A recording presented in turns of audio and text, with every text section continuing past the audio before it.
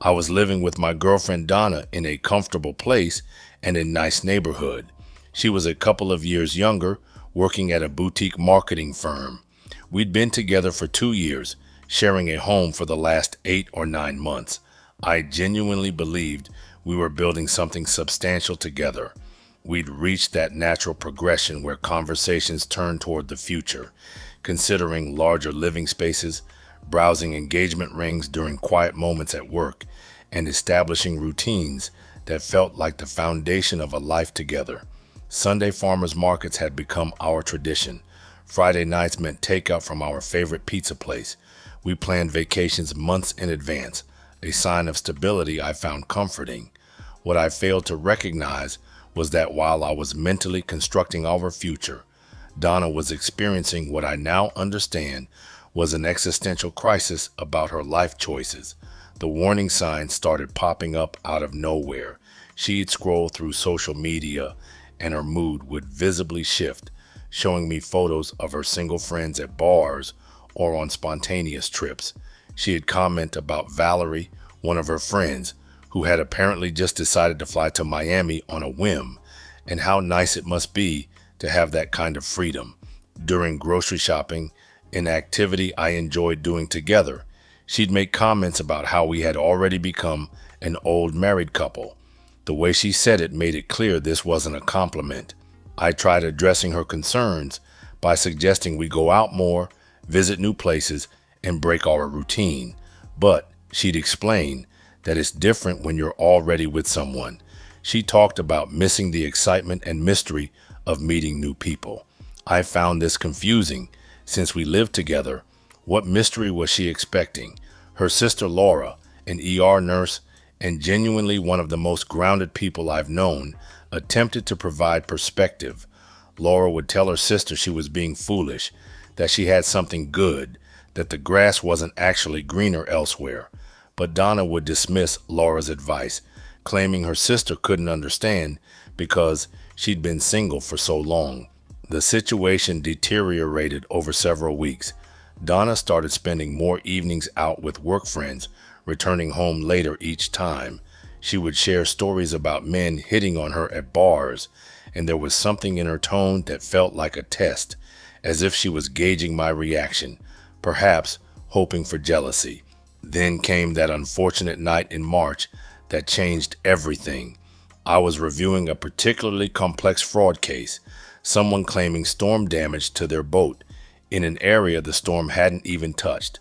Donna came home from work and sat across from me at our dining table with an expression that immediately triggered my internal alarm system. She needed to talk. My stomach went into knots because nothing positive ever follows that particular phrase.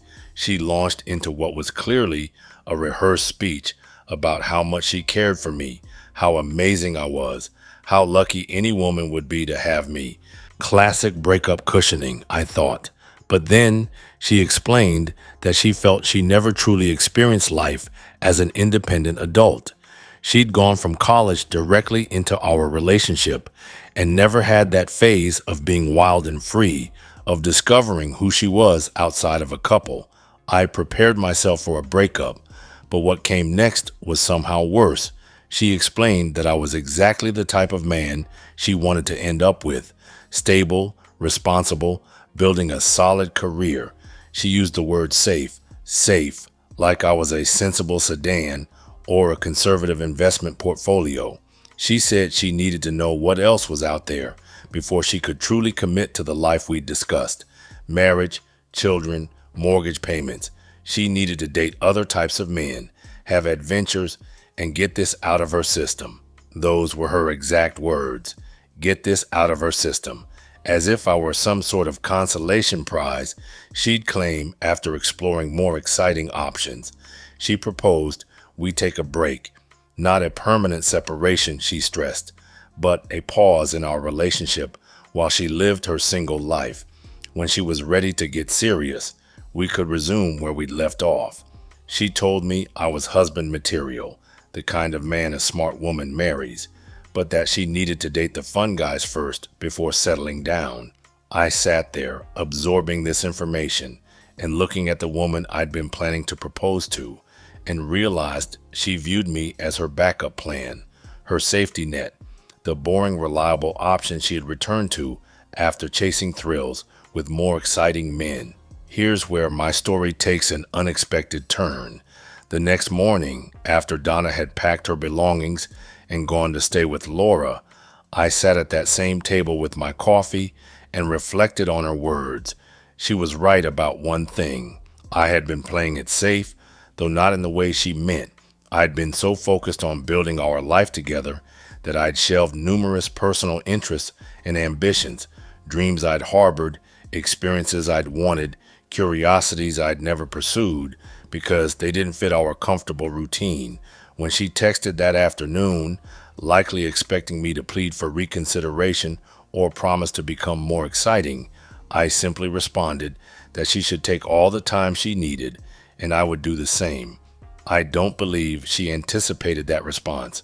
What I did next might seem unconventional, but it made perfect sense to me. I joined a support group for divorced men that met at an uptown community center. Though I wasn't divorced, I reasoned these men understood rebuilding life after a relationship's end. It became one of my best decisions. The group leader, Henry, worked in consulting and had navigated a difficult divorce years earlier. He possessed a pragmatic perspective on life after disappointment. During my second meeting, he shared something that resonated deeply. He said his biggest mistake was waiting for life to restart after his ex left, not realizing life was already moving forward and he needed to catch up to it. That perspective shift was profound. Henry introduced me to rock climbing, something I'd always wanted to try, but Donna had deemed too dangerous. She'd worried about potential injuries and emergency room costs. But that first climbing session, even just indoors, working muscles I'd never properly used, solving the puzzle of each route, I felt more alive than I had in years. This wasn't about transforming myself to win her back. This was about finally pursuing something purely because I wanted to. I enrolled in salsa dancing classes, partly for the irony since she'd complained we never danced, but mainly because I'd secretly always wanted to learn. I discovered I actually had rhythm.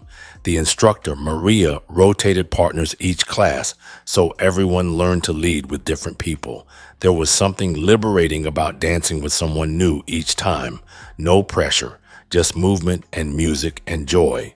Meanwhile, Donna was documenting her wildlife on Instagram. Her feed became a highlight reel of nights out on the town and at the music factory. Always the same group of girlfriends, always staged photos with exaggerated laughter, cocktails held high, captions about living in the moment and having no regrets. A recurring character in her stories was Damien, a personal trainer from her gym, tall, built like a superhero, constantly suggesting spontaneous road trips and last-minute adventures. The antithesis of Safe Darryl with his stable job and retirement contributions. Laura would call occasionally to check on me. She mentioned that Donna kept asking about me, confused by my apparent lack of distress. But I wasn't distressed. I was grateful. For the first time in years, I was making choices based solely on my own desires, without considering someone else's opinions or insecurities. My Instagram began telling a different story than Donna expected. I'm sharing rock climbing photos with new friends from the support group, videos from salsa socials, where I was clearly enjoying myself dancing with beautiful women. I'd always wanted to go on weekend hiking trips to the mountains in Colorado, but Donna preferred beaches, so I never did. About 6 weeks into our break, reality began hitting Donna hard. According to Laura, the single life wasn't the endless party she'd imagined. Damien, the trainer, turned out exactly as expected, entertaining for about 2 weeks before revealing there was nothing beneath the muscles and adventure stories. He showed no interest in real conversation, didn't care about her work stress or family dynamics. When she suggested activities that didn't involve displaying his physique or posting online, he'd lose interest immediately. Her party friends proved exhausting in different ways. Every night required spectacle. and each weekend needed to surpass the last. It was all performance without substance. These women, approaching 30, still behaved like 21-year-olds, manufacturing drama for stimulation, spending money they didn't have on experiences forgotten by Monday. She began texting me, small messages initially, asking how I was doing, mentioning new restaurants near the apartment. She was testing the waters, checking my availability, and seeing if I was waiting. But I wasn't waiting. I was living. When she texted one day, suggesting coffee to catch up, I was packing for a climbing trip. When she proposed, watching our old favorite show together, I was at salsa practice. When she called late one evening, expecting me to be home alone and receptive, I was out with Henry and friends from the group, planning a backpacking expedition through the Smokies. During one call, I answered, and she commented that I sounded different, happier. She asked if I was seeing someone. I had been on several dates, actually. Nothing serious initially, just coffee or dinner with women I'd met through climbing or dancing. One was a teacher who loved hiking, another a nurse who was also learning salsa. But this wasn't about replacing Donna or proving anything. It was about remembering I was a complete person with value, not just half of a couple. I told her I was simply living my life. I could sense her confusion through the phone. The calls and texts increased after that. She realized the stable, boring life she'd abandoned was actually quite valuable. Having someone who genuinely cared about your day, who knew your coffee order, with whom you could share comfortable silence, these things were actually special. But she'd expected them to remain available whenever she decided to return. About 6 months after our break began, she called requesting dinner. She had something important to discuss. I agreed, mostly from curiosity. We met at a restaurant near her workplace, which I considered neutral. When she arrived, she looked tired, not physically, but emotionally worn. The last 6 months had aged her in ways unrelated to time.